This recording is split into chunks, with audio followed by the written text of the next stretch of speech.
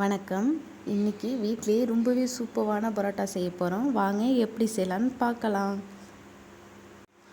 ஒரு பாத்திரத்தில் தேவையான அளவு மைதா மாவு சேர்த்துக்கலாம். மைதா மாவு சேர்த்தாச்சு.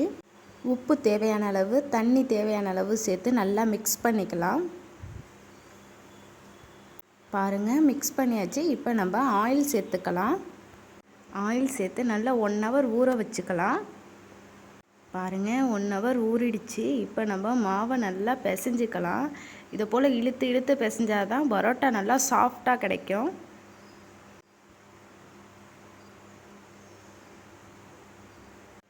நம்ம ஊற வச்சு பிசைகிறதுனால பரோட்டா நல்லா சாஃப்டாக கிடைக்குங்க.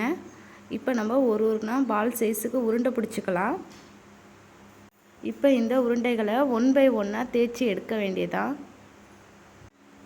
பாருங்கள், மாவு எவ்வளோ சாஃப்டாக இருக்குன்னு. நல்லா தேய்ச்சாச்சு. இப்போ நம்ம இதை எடுத்துக்கலாம். எடுத்து இதை போல் ரவுண்ட் பண்ணிக்கலாம். பாருங்கள், நம்ம ரெடி பண்ணி வச்சுருக்கதை லேசாக தேய்ச்சி எடுத்துக்கலாம்.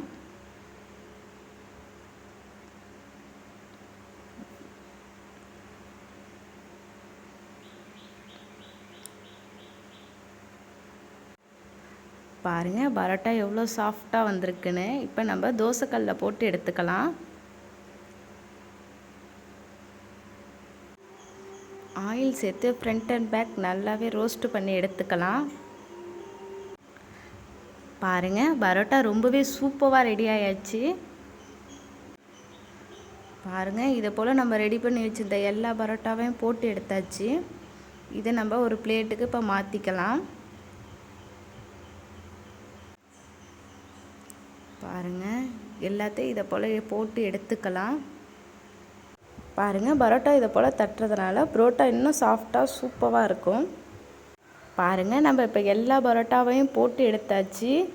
ரொம்பவே சூப்பராக ரெடி ஆயிடுச்சு.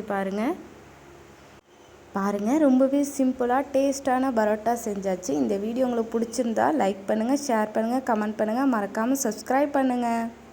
பாருங்கள், ரொம்பவே ஃபாஸ்ட்டாக குயிக்காக சூப்பரான பரோட்டா ரெடி பண்ணியாச்சு.